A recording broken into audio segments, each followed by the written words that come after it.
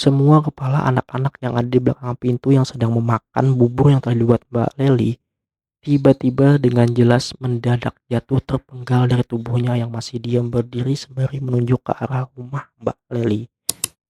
Peringatan gaib pra tragedi Sampit. Dalam kegelapan malam, ketika bayang-bayang bersembunyi di sudut-sudut gelap, mari kita buka pintu dunia yang tersembunyi. Saya mengundang Anda untuk memasuki alam misteri dan ketegangan, di mana setiap suara bisa menjadi pertanda kehadiran yang tak terlihat.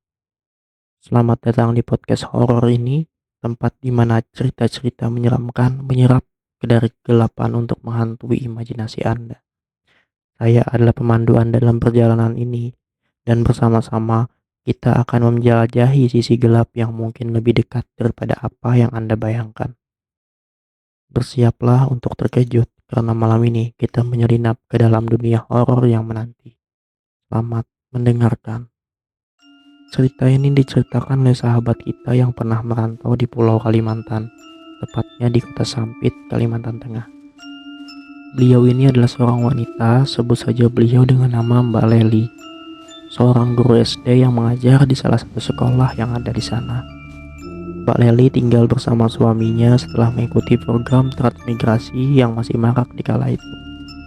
Mbak Leli dan suaminya ini asli Jawa Tulen. Mereka pindah ke sana juga sebenarnya terpaksa karena berharap bisa mendapatkan penghidupan yang lebih baik.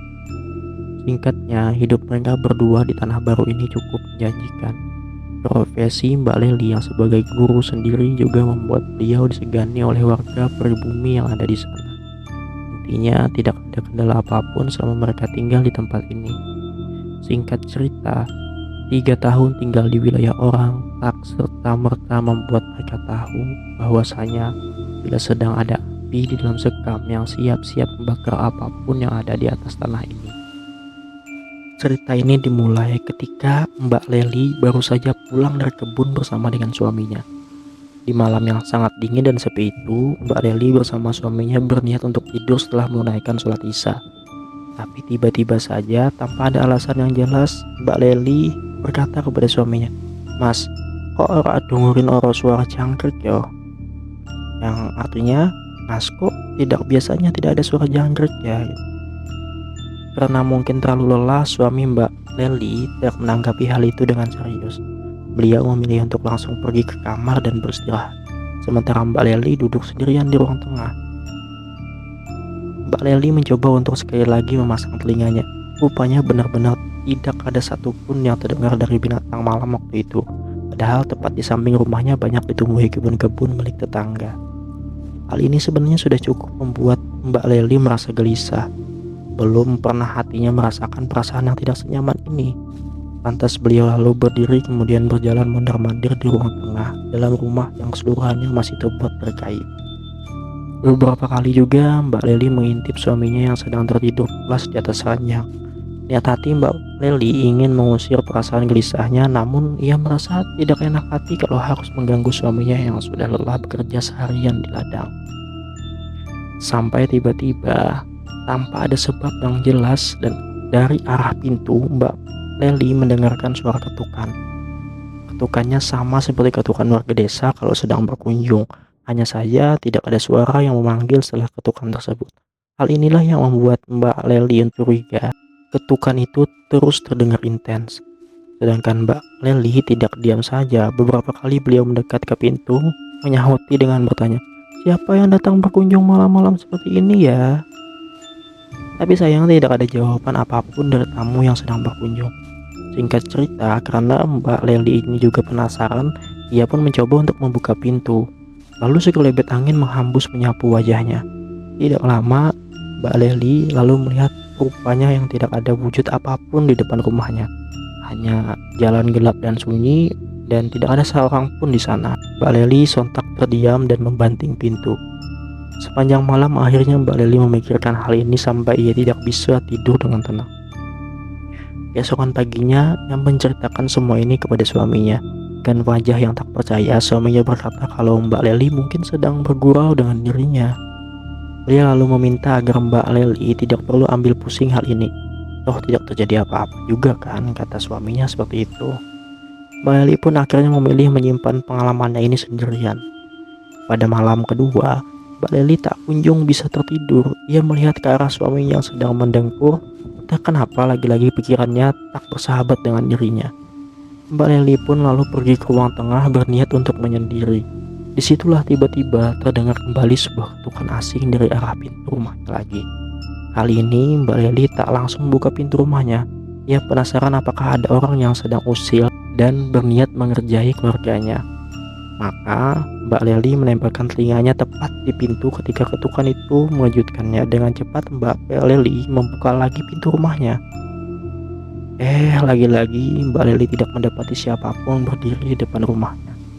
Hal ini tentu saja membuat Mbak Leli tak habis pikir. Ditambah lagi sebelum pintu benar-benar terbuka, sekelebat dia sempat mendengar suara tertawa dari anak-anak perempuan. Suara tertawa itu menyerupai suara-suara murid perempuan yang ada di tempat dirinya mengajar. Hal inilah yang akhirnya membuat Mbak Leli lebih lantang mengatakan, "Jangan ganggu aku," katanya. Karena dia pikir itu adalah anak-anak muridnya. Namun dia juga sedikit curiga kalau ini adalah perihal gangguan-gangguan yang disebabkan oleh makhluk halus. Kemudian besok harinya dia menceritakan kepada suaminya. Kali ini suaminya akhirnya menanggapi serius apa yang Mbak Leli alami. Dia berjanji kalau malam ini dirinya akan menemani Mbak Leli di ruang tengah sekali lagi untuk memastikan apakah yang diceritakan oleh Mbak Leli ini benar. Mbak Leli pun menerima usulan suaminya tersebut. Setelah sholat Isya, Mbak Leli dan suaminya sudah duduk di ruang tengah. Sang suami memilih untuk menghabiskan waktunya mengaji, sementara Mbak Leli sendiri sibuk dengan pikirannya yang bergejolak. Ia tidak mau dicap sebagai pembohong oleh suaminya. Lama sekali mereka duduk berdua, tak ada ketukan yang sudah beberapa hari ini mengganggu Mbak Leli. Hal ini membuat beliau mencoba untuk menjelaskan kepada suaminya yang hanya menatap dirinya dengan anak. Sontak, karena letih, baik Mbak Leli dan suaminya lalu berdiri berniat pergi ke kamar. Tapi mendadak langkah kaki mereka terhenti manakala tiba-tiba di arah pintu terdengar suara mengetuk yang selama ini Mbak Leli pernah dengar. Suami Mbak Leli pun seketika terdiam, matanya awas melihat ke arah pintu. Kali ini suara ketukan pintu disertai tawa anak-anak yang tegang sangat keras, membuat suami Mbak Leli mendekat. Tanpa membuang-buang waktu, suami Mbak Leli lalu membuka pintu tersebut. Namun sekejap, ketika Mbak Leli datang mendekat kepada suaminya langsung menutup rapat dan mengunci pintu tersebut. Mbak Leli lalu bertanya, "Ada apa di luar pintu, Mas?" Tapi suami Mbak Leli terus beristighfar sambil mengelus dadanya. Wajahnya tampak gelisah, ditambah lagi belum pernah Mbak Leli melihat suaminya berkeringat sampai seperti ini. Seperti baru saja melihat sesuatu yang tak menyenangkan sekali. Suara tawa anak-anak tersebut berangsur-angsur hilang, dan barulah suami Mbak Leli ini mengatakan, "Tak usah dibuka lowongnya ya dik, tak usah dibuka pintunya ya dik," katanya seperti itu. Tanpa sebab yang jelas, suaminya lalu pergi ke kamar. Ia tampak sedang berpikir sendiri. Tak lama, Mbak Leli lalu menatap ke arah pintu. Dengan sedikit ragu-ragu lalu Mbak Leli membuka pintu pelan sekali. Namun sayangnya dia lagi-lagi tidak melihat apapun. Hanya ada jalan yang gelap yang sama seperti yang dia lihat pada hari-hari sebelumnya. Tiba-tiba terdengar suara geleduk yang keras jatuh dari atas genting mengalihkan perhatiannya. Mbak Leli melihat buntalan berwarna hitam yang dibalut benang panjang sekali sampai bagiannya yang ada tersisa di atas genting rumahnya. Mbak Leli mencoba mendekat sangat pelan menuju ke benda asing tersebut sebelum benda itu tiba-tiba menggelinding. Setelah melihat benda tersebut menggelinding di atas genteng rumahnya, Mbak Leli mencoba membuka pintu dan mengambil benda tersebut yang seperti gumpalan tali layangan itu. Namun ketika Mbak Leli mendekat, tiba-tiba saja tali layangan tersebut menggelinding ke arah yang lebih gelap. Nah, inilah saat Mbak Leli akhirnya pertama kali melihat anak-anak kecil yang rambutnya panjang sekali sampai menyentuh tanah. Anak-anak ini melotot menatap ke arah Mbak Leli.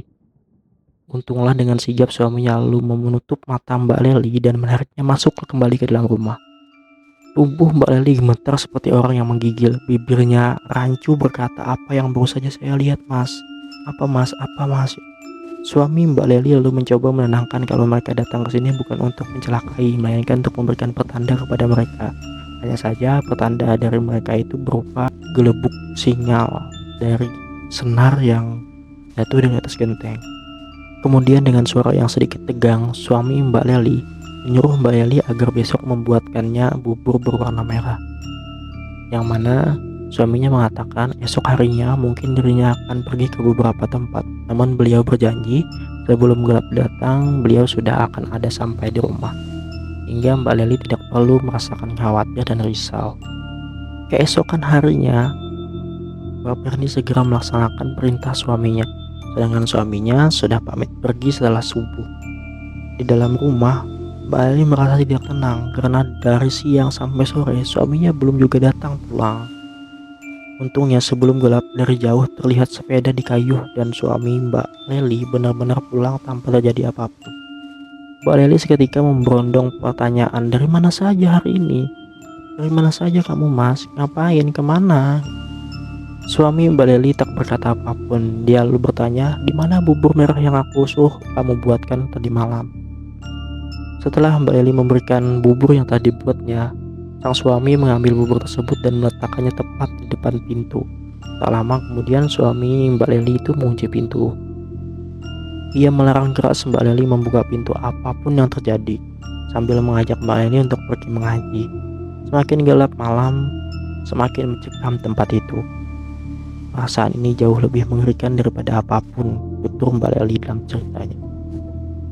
Bahkan ditemani suaminya saja, Mbak Leli masih bisa merasakan merinding di tengkuknya. Tak hanya itu saja, suara suaminya juga kian semakin keras mengajinya. Disitulah tiba-tiba ketukan itu datang. Awalnya hanya ketukan biasa 3 kali setiap jeda beberapa menit. Lalu disertai dengan tawa anak-anak seperti sedang bermain. Barulah keadaan menjadi hening dan sunyi.